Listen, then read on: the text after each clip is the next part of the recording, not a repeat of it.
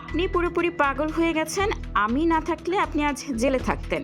ইসরায়েলের প্রধানমন্ত্রী বেনিয়ামিন নেতানিয়াহুকে ঠিক এই ভাষায় চরম অশালীন শব্দ ব্যবহার করে গালিগালাজ ও হুঁশিয়ারি দিলেন মার্কিন প্রেসিডেন্ট ডোনাল্ড ট্রাম্প।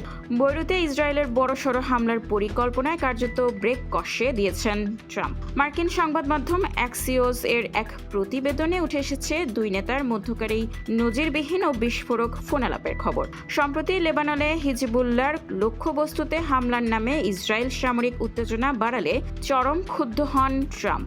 আসলে ইরানের সাথে মার্কিন প্রশাসনের একটি গোপন ও গুরুত্বপূর্ণ চুক্তি নিয়ে আলোচনা চলছে, কিন্তু লেবাননে ইসরায়েলি আগ্রাসনের কারণে ইরান হুমকি দেয় তারা আমেরিকার সাথে আলোচনা বন্ধ করে দেবে, আর তাতেই ক্ষেপে যান ট্রাম্প। তার মনে হয়েছে নেতানিয়াহুর এই খামখেয়ালি সিদ্ধান্ত আমেরিকার ভূ রাজনীতি ও চুক্তিকে ভেস্তে দিচ্ছে। অ্যাক্সিওস জানিয়েছে ট্রাম্প দ্বিতীয়বার ক্ষমতায় আসার পর নেতানিয়াহুর সাথে এটি ছিল তার সবচেয়ে খারাপ ফোনালাপ। ট্রাম্প স্পষ্ট জানিয়ে দেন কোনো একজন হিজবুল্লাহ কমান্ডারকে মারার জন্য পুরো বেসামরিক ভবন ধসিয়ে দেওয়ার কৌশল তিনি সমর্থন করেন না।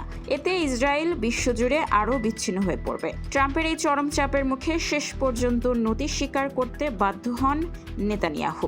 ইসরায়েলি কর্মকর্তারা নিশ্চিত করেছেন বৈরুতে পরিকল্পিত সেই বড় হামলাগুলো আর হচ্ছে না। ফোনালাপের পরেই ট্রাম্প দাবি করেন হিজবুল্লাহ ও ইসরায়েল উভয় পক্ষই হামলা বন্ধ করতে সম্মত হয়েছে এবং ইরানের সাথে আলোচনা দ্রুত গতিতে এগোচ্ছে। তবে ট্রাম্পের এই ধমকে মধ্যপ্রাচ্যে স্থায়ী শান্তি আসে কিনা সেটি এখন দেখার বিষয়। আন্তর্জাতিক ডেস্ক, খোলা কাগজ, ঢাকা।